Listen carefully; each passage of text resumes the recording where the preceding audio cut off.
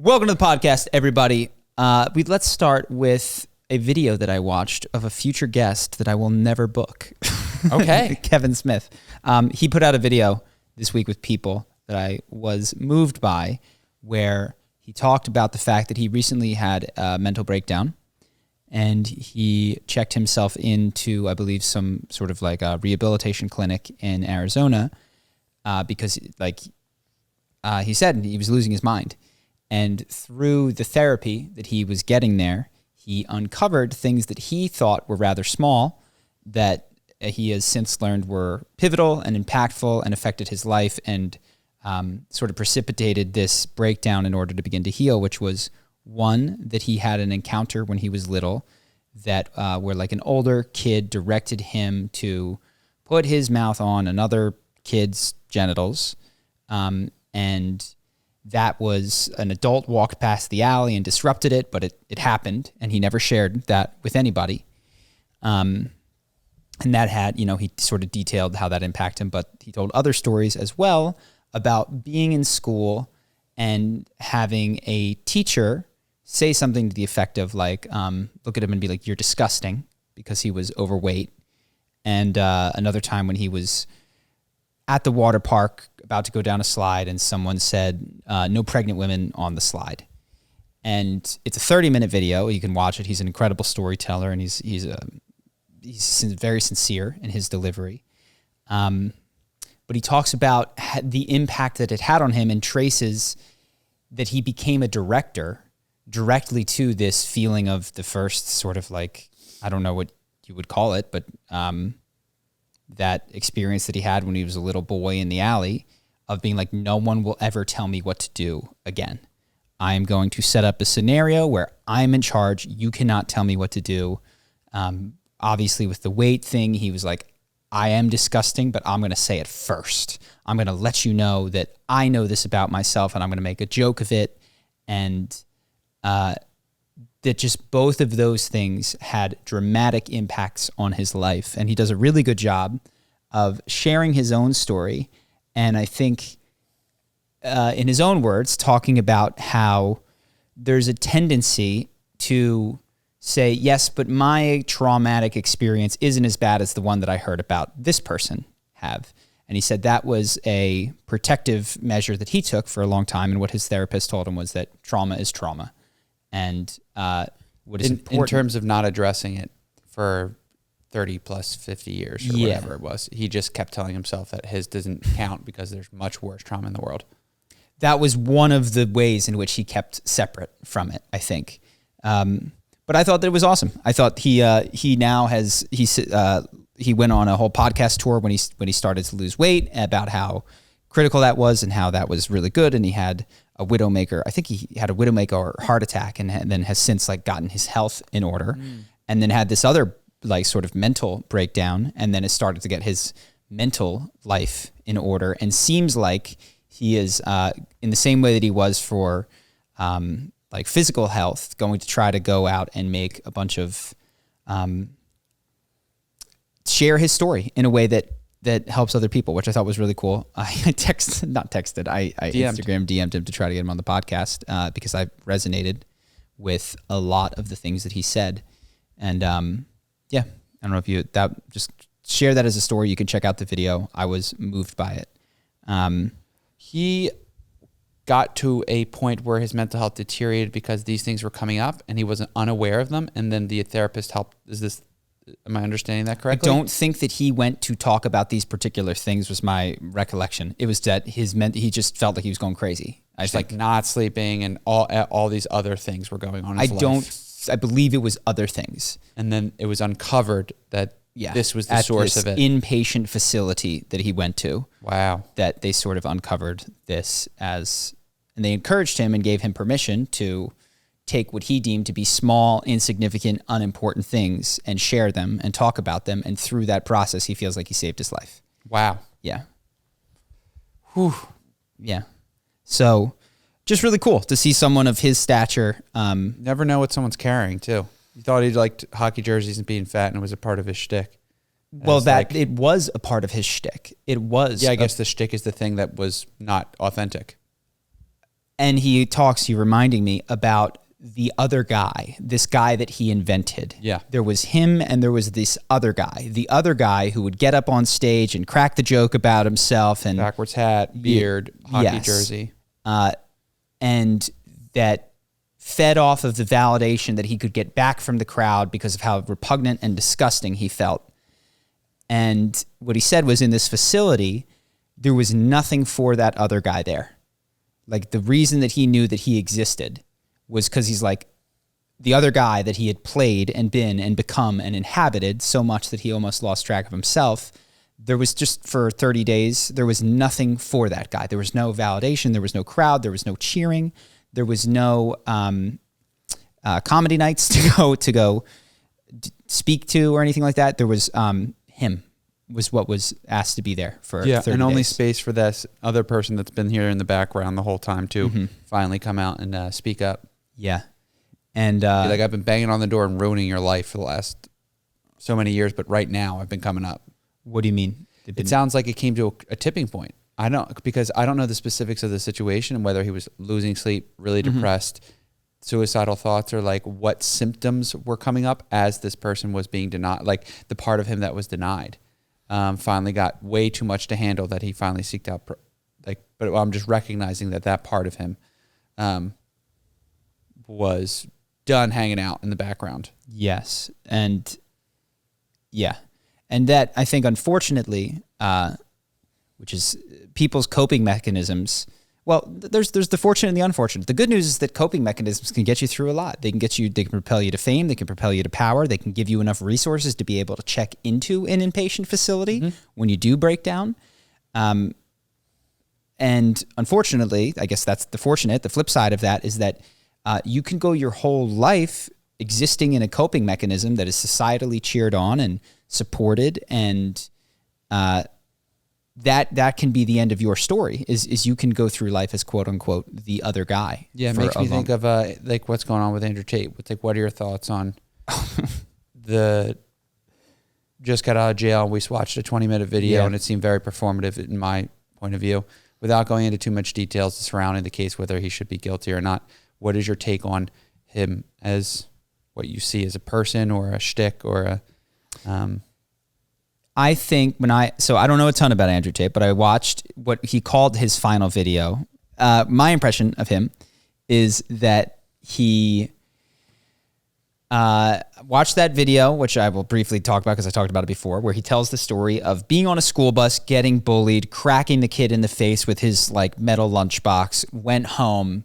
His dad said nothing to him, took him to a store, bought him a new lunchbox, and said, "I will buy you as many lunchboxes as you need." And when he is told stories about his dad, which I think that there's truth in, he's very supportive. His Got him as many lunchboxes as he needs. Yeah, and he tells the story of like, you know, when he would hesitate or make a wrong move in chess, his dad told, you know, in the real world, you hesitate, you die. Like there's this warrior mentality that was instilled in him, which I believe his dad felt was necessary for him, and you know, may have been necessary in the neighborhood his dad grew up in and that he grew up in, and continues to be necessary in the life that he has made for himself. Where like if you threw me in jail for the amount of time that he was in jail, I'd have fucking broken, man. Like you need rigidity and solidity to survive.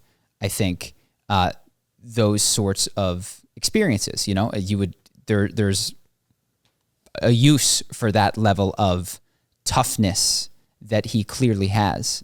I think, unfortunately, he continues to call into his life situations where that toughness is required because he has been unable to, you could call it softly, more openly, vulnerably adapt to the potential of his new life, which is you don't have to wind up in these horrible situations. You don't, like when he talks about business, you don't have to lie to your employees about the fact that you're not paying them the same amount as you and pretend that you're paying taxes when really you're just cutting the tax man out and taking their share for yourself. And you know, which is something he literally that he talks about. Yeah. The video that we watched, he took the Vice reporter that made the documentary on him and had him fly out to his house in Romania with a box of chocolates, and then didn't let him in to do the interview.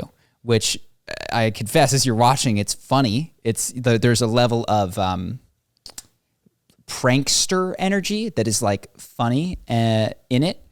And also, I get it because he feels that this guy wronged him in the way that he represented him in the thing. But it's also it's needlessly vindictive, which is to what end? Let's assume that this guy screwed you. Like, why strike back, put him on an airplane, make him do this? Like this performative, like I'm above you, you bow down, give me chocolates thing that only arises if you're not okay within yourself. Would you say that's your worldview? I mean, that certainly seems the thing. If you're unnecessary. It seems unnecessary if you're okay with your millions of dollars and the support you have in your home. You wouldn't need a nameless reporter who made that interview to suffer. He talks about... You wouldn't need his suffering. Yes, I agree. He talks about how okay he is and how good things are, but that callousness, if we accept from his perspective that this guy wronged you, I don't... Why? I don't... The punishment that he inflicted, the groveling that he asked for from that guy, I just go, why?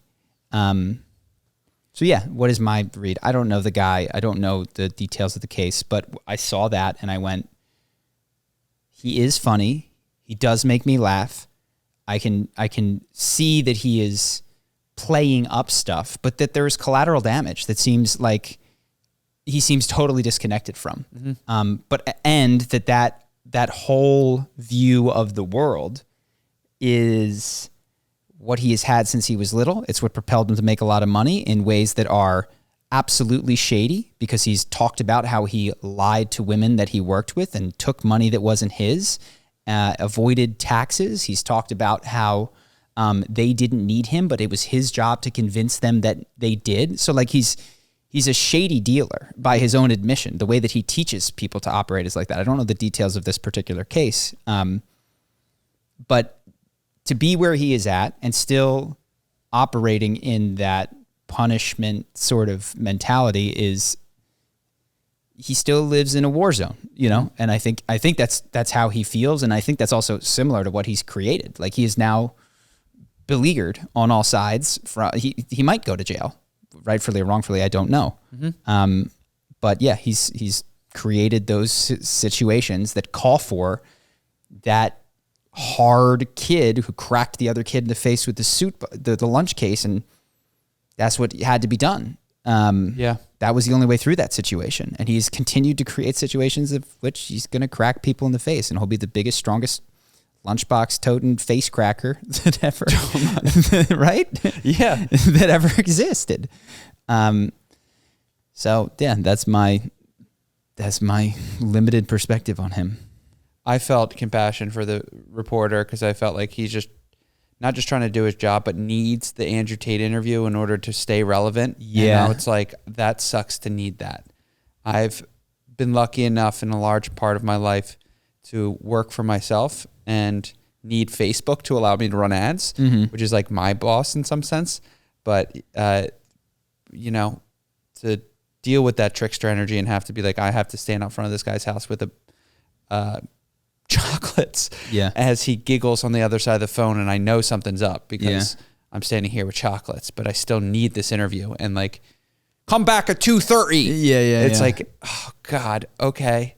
I like the way that thing was cut. When I watched it, I went, look, I have my own reasons for just going, I'm not sure about this Andrew Tate guy. Yeah, but the Vice documentary was cut so aggressively.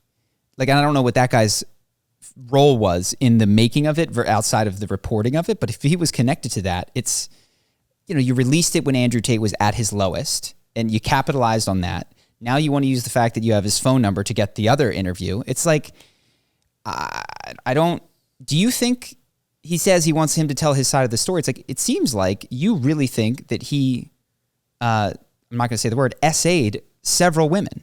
Like, don't talk to him again. I know you're a reporter, but you seem to have in that documentary that I watched, so you seem to have a perspective. You don't seem to be talking like he sat down with some of the women, I think in prior times that have occurred to him, accused him of SA, and seemed to connect empathetically with them. Maybe don't say that you want to get his side of the story, because I don't think you do. Yeah. I don't. Yeah. I think you want the views, and it seems like you think that he did it. And if you don't, I don't know why you cut the documentary in the way that you did.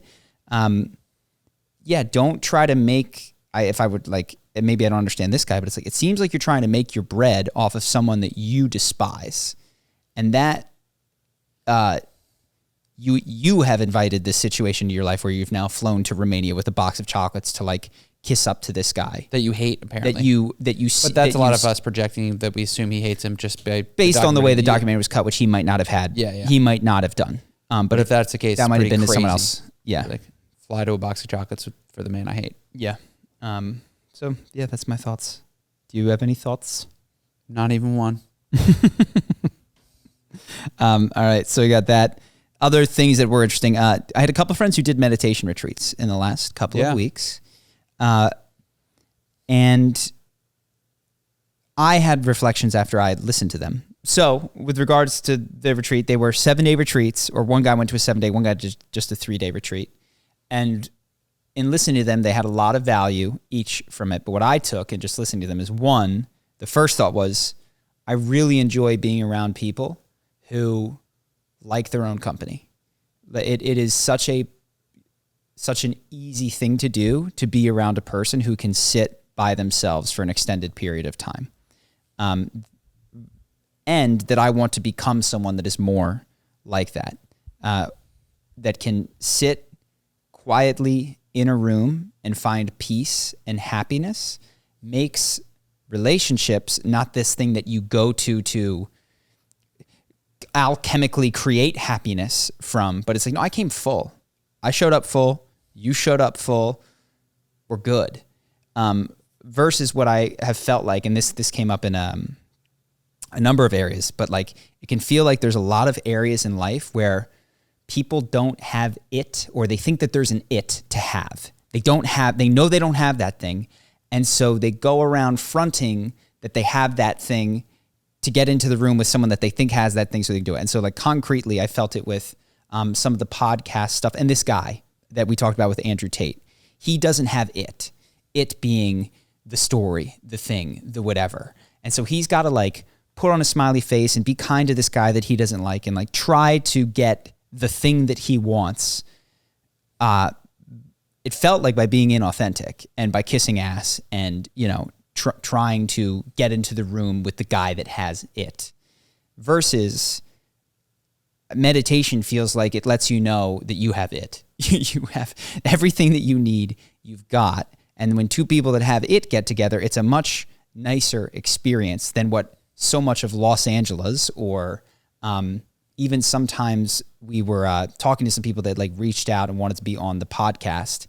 And it felt like this is someone that doesn't have it, and they are looking to get on a bunch of podcasts to associate and get clout that they can then pull back to their own channel and have it. So their goal is to go do a blitz of media things so that they may acquire it, rather than developing it or selling a bunch of books or having a message that people come to. They want to create like a fizzling buzz of like they're everywhere at once to create the illusion that of it. Yeah. And again, I'm using the word it in different meanings. I think what it actually is a sense of you're okay. And then there's another it, which is like people want to be around you, which I think are deeply connected to one another. And there's so many people that don't think they have the thing that other people want to be around, so they go to put themselves next to other people that people do want to be around, and it can get sloppy and complicated. And I don't like that feeling. Versus, so talk specifics, because those are two different things.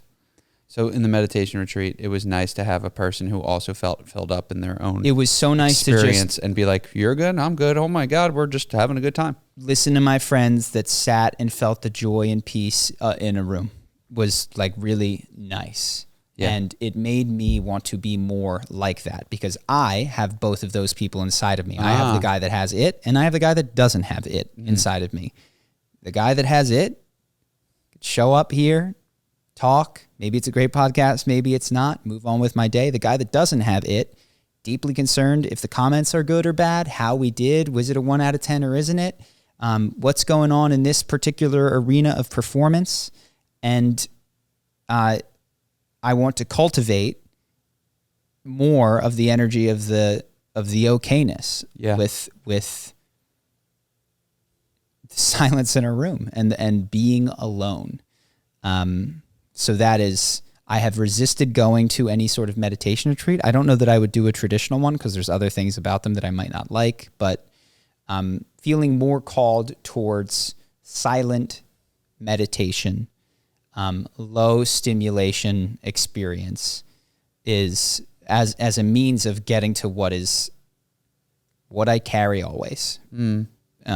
So agreed. Yeah. The last point I want to make, which you brought up in the end, was that podcaster trying to get on podcasts, and the it thing is like they were trying to market that they might have it rather than being maybe a beacon in which people flock to, and then the marketing can come in after. And you said this, and so I'll repeat it, is a good example would be like Alex Hormozi went and acquired the skills that were valuable and that were, we can say for this, it. And then people flocked to him once he released a 99-cent book. Yeah. And didn't need to do a bunch of buzz and press. He simply acquired the skills, showed that he had value, and people flocked to it. And I think that's a good distinction to have. Is like, I can get you teed me up. Can I take it? Yeah.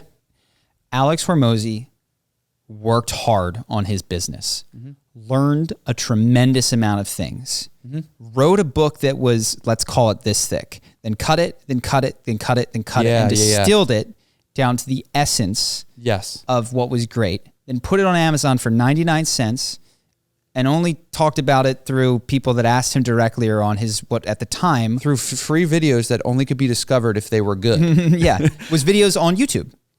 Which is free and people have to click on them. Which he wasn't paying for ads for, and he wasn't doing this. Yeah. That's one way of doing it. And honestly, like Charisma on Command, the writing of the book and the thing, that it grew from that thing. I went out in the world, tried to figure out what worked, what didn't, definitely did read other books, but everything it flowed through my own life experimentations, and my own stuff came inevitably to the videos that I made, the blog articles that I wrote, versus there's these, like, we got hit up by what might be a wonderful person, but what felt like a New York Times bestseller churn, where the way that a New York Times bestseller is created is we start with a hook title, and then we get a PR agency, and we sketch out what needs to be in the book, and we get it done pretty freaking quickly. Maybe it's not even, I don't know if it's written by the person, but some of these are just ghost written. And then the real focus is on that first week push where we got to get on every podcast.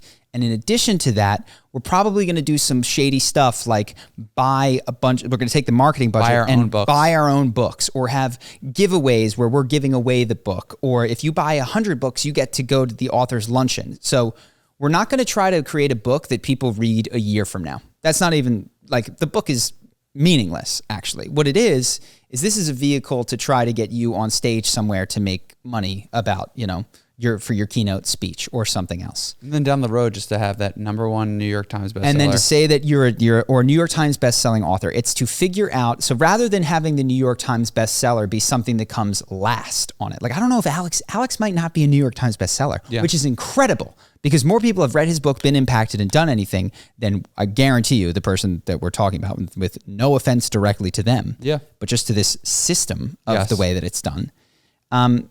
And the way that it was pitched to us is, this book, to be clear, is not released. And they said, this book is going to be a New York Times bestseller. And we looked, and it's like, this is what they crank these things.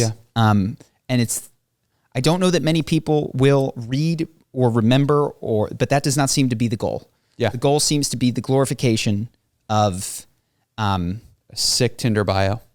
Not a Tinder bio, but a trademarkable phrase that is the title of the book, and a series of speeches, and a reason to get on other people's podcasts, which I felt, having just watched the Andrew Tate video where I saw this reporter's like, I don't want to exist in that ecosystem. Yeah. I don't know my role in that ecosystem as somebody with a small podcast or if it got bigger, but like, I never want to get to the point where I am a platform for random authors that don't care about me, who I haven't read their book, to talk about their spiel that they're going to go do on 30 other podcasts. Yeah. I never, ever, ever, ever want to do that. Yeah. So that was a little learning. And I say all of this with like, the thing that I was thinking at the same time is like, what's funny is there's elements of this book pitch, because they give you like a little press synopsis. kit, that I was like, I like some of this. Like, I like what's in here. And it's like, this human, if this were done, and I don't blame, the person that wrote it, I think could have an interesting conversation with me, but I'm like, the odds are it's going to be 40 of the same conversations that I'm going to be slotted in between one podcast and two podcasts. And then, over these days, like, we were given the times that this person was available, and it was just so, it was so clearly going to lack depth and authenticity. Yep. That I didn't want to participate, which is a bummer, because I was like, there are things here that I do find interesting, want to talk about, and I would love to be clear. I want an advanced copy of the book if I'm going to do this interview. I want to read it cover to cover. Yeah. Why would I not read your book cover to cover if we're going to sit It's a down? New York Times bestseller. Yeah. It's going to be amazing. But like, the idea that I would even read the book wasn't even mentioned. It's crazy. It was crazy. That was the other thing, is like, of course you're not going to read this book. You're going to pretend we're going to give you a couple of notes and questions that you ask. Man, the whole thing was just, the factory nature of it was disturbing. I don't know. I found it untasteful. Yeah. Oh, this was a random thing. Someone asked in our Patreon, because I talked about the fight, flight, freeze reaction, and how I, as a kid, realized now that there was a number of situations in my life where I went into, like, freeze was one. Kevin Smith also talked about this, that his reaction was freeze. Didn't know it, and only started to uncover it later in some of my psychedelic journeys, where I could literally feel frozen physically, but also like ice cold in my body. And they asked, how do you help if you're a parent and you have a kid that you think might be experiencing that? What do you do on the other end of that? And I thought about it. For me, when I reflect at the time, what freeze feels like is, what I wish I had was someone who would have just sat with me. Yeah. Like being thawed out nearly. Just thawed me. I need to thaw out. Allowed me to thaw. Yeah. And that's what that was eventually, with a facilitator, like, what the process sort of looked like was a slow thawing process. And what got in the way of it was, one, needing the kid to explain or tell you exactly what was going on inside of themselves. Hey, you okay? Like, checking. Yeah, I'm good. Okay, boom. Well, that's what I would have said at the time. I could have spoken, I'm okay. But to have the insight to know there's a disconnection here that this kid is feeling, and just to sit and just be near them for a period of time with like low stimulation, or if I wanted to walk away and like fiddle with the toy or something like that, to allow me to do that, but just like keep presence with a child, I think is a very powerful way to move through that. And the other realization that I had to have internally that I think a parent can do for a child is that I felt that the freeze reaction was something that I needed to get through. I need to push through to the other side of this reaction, because this ain't it. This isn't what we want. You're disconnected. Can we get back to the good times, And that was actually some of what kept me in the freeze reaction. That it is not something to be pushed through, gotten through. It is something to be loved, understood, to hold compassion for, and not like, oh, this is an aspect of my kid that I don't like, so let me put in the perfunctory amount of time that is required so that we can get back to, the little bundle of joy that I prefer to have. And so I just say that because internally, when I would enter the freeze reaction, one of the things that kept it going longer was the part of me that was like, let's get out of this. And the way that I got out of the freeze reaction was, well, my body's frozen, but I can pop into my head and I can still function. Mm-hmm. I can still walk, talk, interact, win, succeed, but I'm disconnected from the neck down. I'm frozen from the neck down. Yeah. To what I had to do was stay in this for me, which is deeply uncomfortable because I hadn't done it, stay with my body through this painfully slow, it felt like, even though it wasn't really that slow at all, but it felt intolerably slow, thawing process of like, and every now and then I would take a deep breath and go, oh my God, and then freeze up again. So if you are a parent,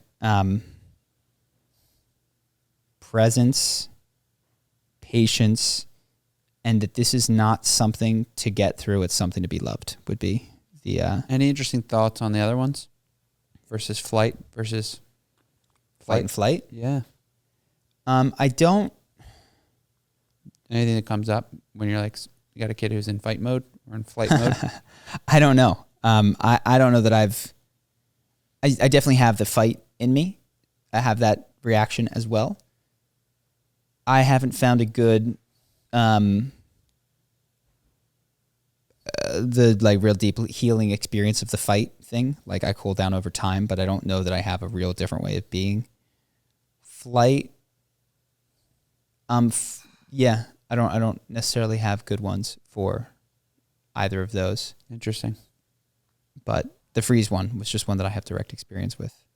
We're going to talk now about Guardians of the Galaxy 3, which we saw. We're going to talk about story, and to do that, we need to do some spoilers. So if you haven't seen it and you do want to, goodbye. We miss you. Come back later. Or you could just bring your popcorn here.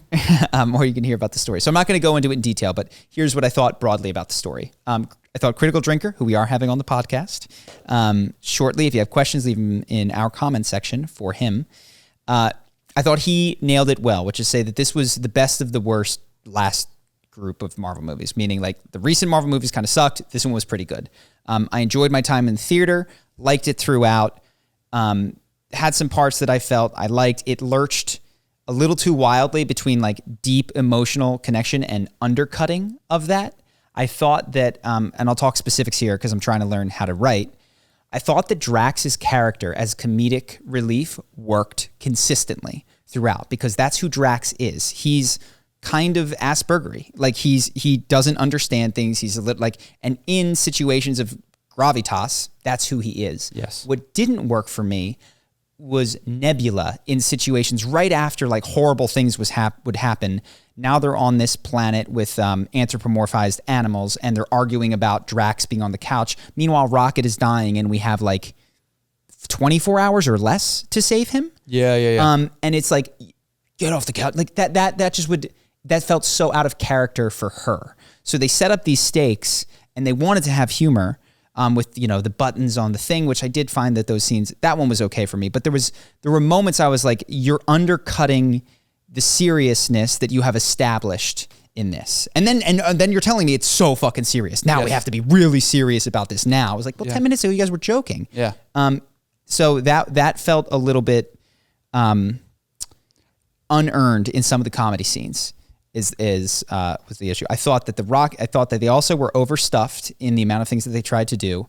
They had good story beats. I think they had strong story endings, but I think what they lacked was setup to make some of those endings really hit. The Rocket story worked because it had setup, payoff. It had a lot of those pieces in it. And there wasn't any inconsistency with where they were going. It was sort of just intensifying as it went along. Mm-hmm. It was like you started with like a horrifying scene of like this basically childlike creature, a raccoon in a cage. And then throughout the story was like, this is going to get dark. Oh, and it's going to where I think it is. It's getting darker and darker and darker.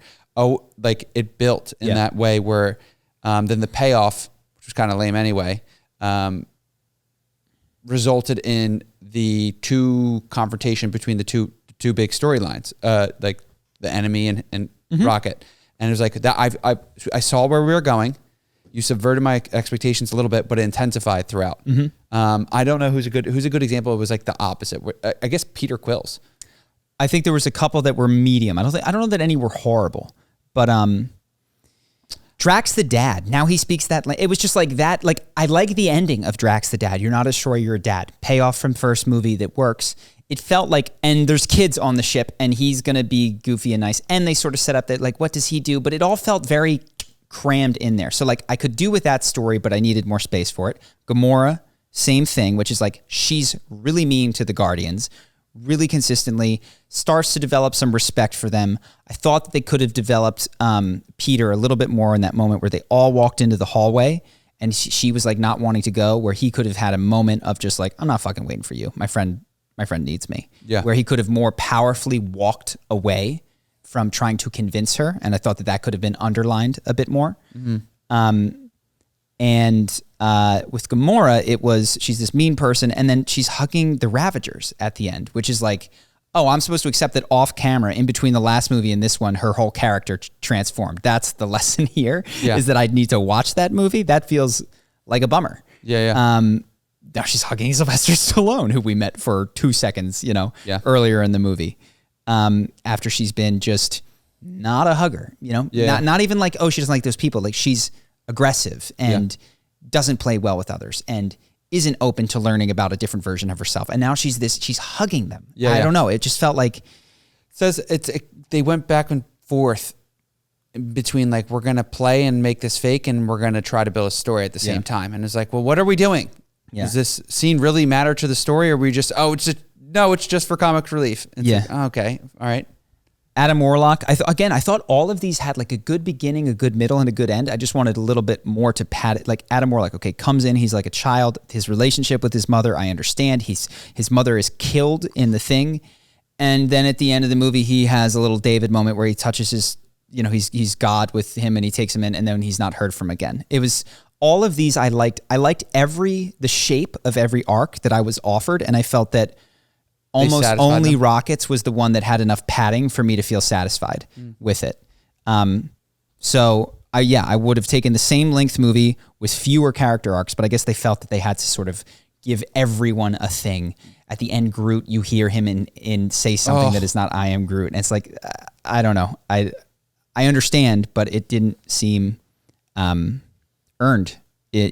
Not in this movie. You did it in their past movies. In the first movie, it was "We Are Groot" felt earned. It felt right. Yeah. To the moment and to the everything. And this one, they're just talking, and he just says that. It didn't work for me. So all that said, had a good time in the theater. Happy that people really enjoyed it. Seems like people love James Gunn's stuff. Yeah. And congratulations to him, man. He's just fucking killing it. People love his material.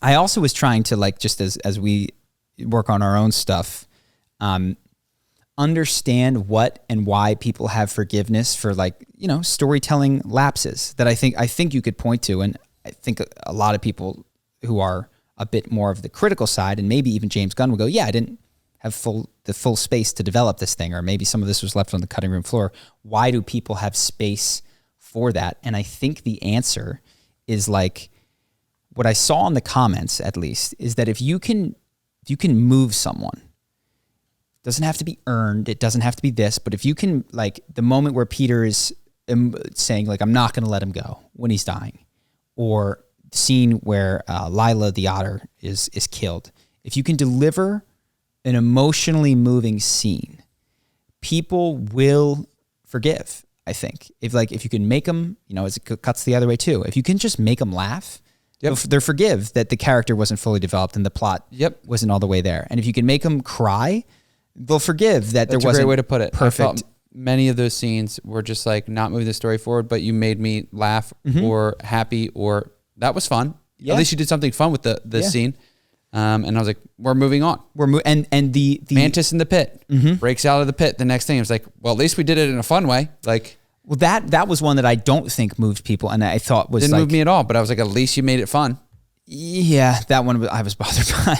Okay. We're in the pit, and now she's like, again, if that had been set up a bit more, of, like, I don't know, her tenderness towards animals, which they had, like, just a thing, or, like, you never know what someone is going through, and you never know why people are being mean. If they delivered that lesson a little bit. They did, Charlie. The mantis are scared of us. Yeah, right. They set it up right there. Maybe they're scared of us. Like, yeah, but if you'd set this up earlier and she'd learned a lesson, and that would hit harder. Yeah. But I don't think anybody cared about that moment one way or the other. I could be wrong. It seems like what I saw in the comments was Rocket, the dance scene at the end. I think another cheat code is music, man. Yep.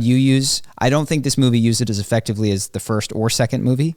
But when you use good tunes, it it Creep moves was people. well done in the beginning, did you think? Creep was one of the better ones.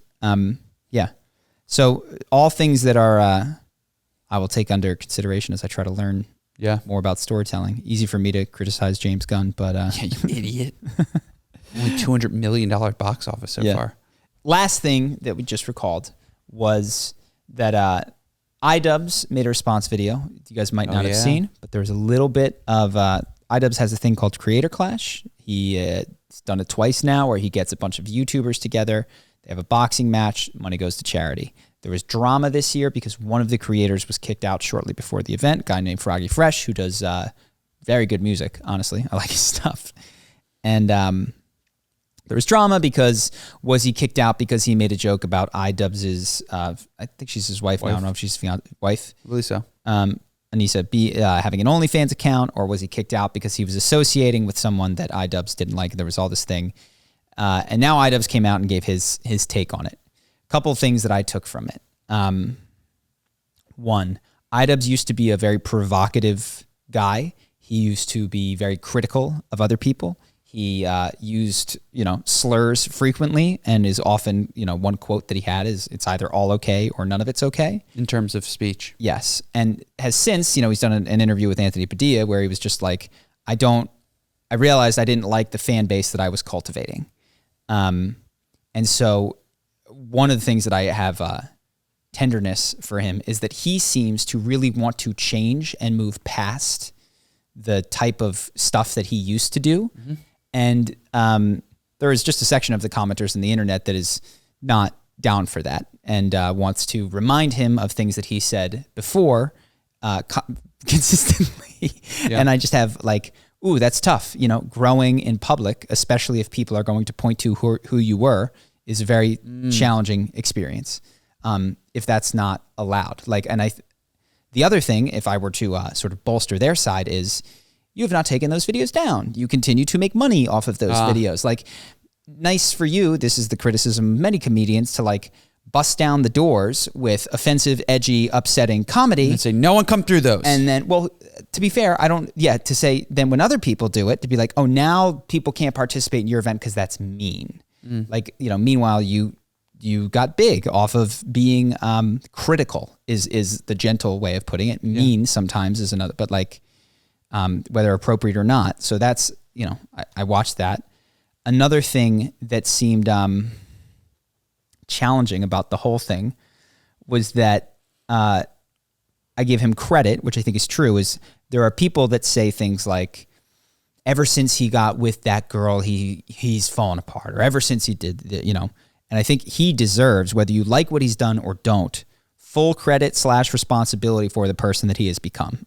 Stop blaming his wife for the way that he has behaved since he met his wife. She might have catalyzed growth in him. She might not. She might have catalyzed if you view it as regression in him, but that's on him. And so I think it's very easy, and I've done this in my own life, to be friends of mine have met someone, it's oh, it's her fault. She did it. Yeah. It's no, that's not how it works. That person can activate a latent thing present in your friend or favorite content creator, but it's their responsibility who they become. Yeah. Though it might feel easier to be no, they are the old they are the version that I knew, and then they've been corrupted. It's no, there was always this egg, this seed, again, without judgment of what that seed grows into, that was in there. And if you've got an issue with that, take it up with them. And inevitably his choice to go with it. The other thing that, I saw was it is the beginning stages of vulnerability are very tough to feel out publicly. They are not. It's in his niche. There's other niches. Fair enough. Spirituality niches is you get it on there on your Instagram line. Yeah, that's a good point. Hi, everybody. I've been doing my crystal healing. All the comments are going to be, we love our crystal. He cultivated an audience that was about shitting on other people and policing them doing things. I don't. Where hypocrisy and doublespeak and not being totally coherent in your worldview is a huge issue. So that's a good point. Yeah. In his niche, it's tough to be. It's really tough to be vulnerable when you've gone after other people for their inconsistencies. Yes. And then I do think that he a number of times there's a handful where he said like Froggy like doesn't respect women or something like that. Like where he summarized his entire argument as to why Froggy was being mean to his family. Yeah. As Froggy doesn't respect all women. Yeah. Which is not fair, because even if you disagree with Froggy's perspective, you think he's wrong, you think he has inappropriate judgments of women who do OnlyFans. That is not fair to characterize as doesn't respect women. Mm-hmm. What you might say, which he did at one point, is he doesn't respect sex workers, which I think at least you could probably broadly both agree on that characterization, or broadly. But yeah, there were times when it was, I could feel his emotionality coming through and painting him in a way that was more easily condemnable, which is he doesn't respect women. And I don't know that shoe fits. It seemed like he cracked a number of jokes about OnlyFans and girls who do OnlyFans, or guys who let their girlfriends do OnlyFans, which I don't think is fair to characterize as people who don't respect women. They have an issue with OnlyFans or sex work or something else. And then you can, debate, have conflict on that field. But it was an overreach, and I don't think it served him well. Yeah, I think people pointed it as you're kind of just being. And then the piece that I actually do feel is he has no obligation to work with anyone that he doesn't want to work with, for the simple reason of it's his event and he doesn't have to. Yeah. And people are like, be professional. It's like, fuck that. Fuck being professional. This is a creator-driven event where you are not Johnson & Johnson interacting with PepsiCo. Like, you are all people brands that are out there interacting. And if you don't want him to come because of things that he said about your girlfriend, or because he's associating with your arch nemesis or whatever, you actually, in my opinion, don't need justification beyond that. Now, to the internet, the fans disagree. The fans disagree, but I was actually surprised, and I think these people, must have not made businesses. Like, the idea that you are obligated to spend time, interact, pay, work with someone that you don't like in an event that you are creating is just like, no. No. Now, there was one thing there might have been some shadiness about whether he threatened to sue and then said he wasn't going to sue. I don't know, that whole stuff. But yeah, those were a couple of the things that I took from it. And another thing, I don't know how he's coping with it, but it seemed like he did not make that video from a place of extreme calculation, which I thought was really interesting. He said at the beginning, and I believe him, I do not know how this video is going to be received. And I think some of his earliest content was like, I know what notes to hit with my audience to get them upset with someone else or whatever. And this one wasn't planned in that way, did create some sort of, this is stupid and bullshit within the audience. But I actually think probably for him counts as valuable, significant growth to my thoughts aren't maybe 100% the way you like them. They're not, they might evolve over time. I might look at this and go, I agree with parts and not others, but I'm going to do it anyway. I'm not going to be 100% buttoned up against every single expected incoming attack. That I think is probably growth for him. Growth will suck for a period of time as people poke holes in it, but inevitably, if he continues with that, he'll be able to be more vulnerable on the internet, or not do anything on the internet. Yeah, he just do his Creator Clash and not appear on the internet. Yeah, and he said, which is great for him, man. He said, Creator Clash is the best thing I've ever done. It's brought more people into my life that I'm happy that I know, and I love it. It's like fucking awesome, man. Great. Fucking awesome. Yeah. And there was one other piece that I thought, well, I don't know if this is because this is such inside baseball, but maybe we can draw it bigger. There was a moment in the video where he paused on some of the text messages that he had sent to the other creator when he was notifying him that he was nervous because this other creator was going to train before his match with iDubbbz' arch nemesis, essentially. Right. And I paused him and I read the text messages, and what I saw was iDubbbz, who was seemed to be working on vulnerability, was saying, hey, I'm a bit worried and afraid, and taking ownership over his own anxiety about this. Can you explain to me what's going on? The other guy, Froggy, was pretty short with him and didn't basically energetically told him, I'm not going to attend to your emotions at all. Even if you own them, even if you show up directly with them, even if you come from a place of not attack but question, I'm not taking on any of your emotions. And so Froggy kept responding, am I allowed to do it, or are you cutting me from the card? Just tell me essentially, am I allowed to do it, or are you cutting from the card? He's like, I'm not saying that I'm cutting you from the card. I'm just asking because I'm feeling uncomfortable about this. We have some history, he and I, so you telling me that I can't do it? It was just like he offered him no compassion at all. Yeah. And I thought that iDubbbz showed up, at least via text, in a way that was like, dude, like, he's owning his anxiety. Yeah, it feels like there's a way to navigate this where everyone ends up happy with a few words.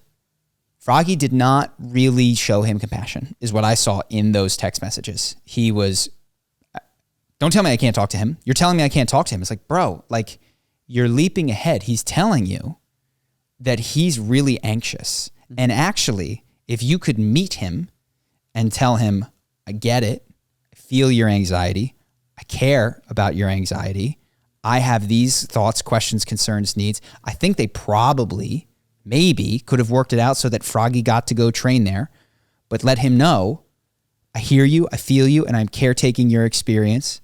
I'm not going to betray your trust. But so you're telling me I can't go.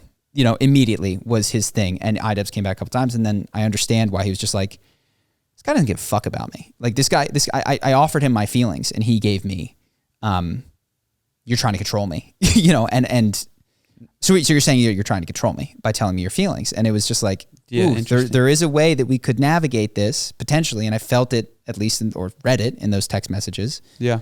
And it was funny. There was another text that he got that was from iDubbbz's wife that was like, hey, could we, Ian's not around, what's going on? Can you let me know a little bit about your perspective? Or it was something broadly to that effect. And he was like, and then she sent me this manipulative text. And he read it and it was like, hey, hope you're doing well. Yeah. And it's like, look, I'm not saying that people can cloak manipulation in kind words. You're not wrong. But you really didn't give a lot of chance here you didn't come in curious or I thought that there was more room could have been more room for curiosity of maybe they're manipulating me, but it's definitely not guaranteed by these sorts of texts. What I sense was this guy's fucking afraid. And he's telling you he's afraid. It's like, he's afraid. So can you help calm him down? That doesn't mean that you can't go. But these are from me just reading a handful of text messages that were on screen for a short period of time. But, you don't have to work with someone that doesn't do that if it's your event. So. Yeah. I feel like the audience has they buy a ticket and they think they have ownership, voting power. And in some sense they do, because if you promise this person's on the card, if you take it to the extreme, Floyd Mayweather's having a fight and I buy a Floyd Mayweather ticket and then he gets pulled from the card and the promoter says it's because it's my event, I was throwing it anyway. And you're just like, the reason I bought this and paid you the money was for this creator. Mm-hmm. There's a handful of people that were in that thing, and I think they should have been offered refunds. Yeah. Oh yeah. And that would solve it. That's easy. Easy. If you bought this for Froggy Fresh, or you can just get a refund. Yes. They should have offered that. I don't know that they did. Gotcha. That would completely solve my objection. We'd be like, no, this sucks. Yeah. And then be like, no, this doesn't suck. Yeah. But anyway, that was that. Anything else on that? No, we got Critical Drinker coming in a week or two. We have a bunch of guests, actually. A lot of guests coming up, so we won't see you guys in this format for a while. If you want to see more, join our Patreon. We'll be doing questions shortly, and I think that's it for this week. That's it. Peace. Peace.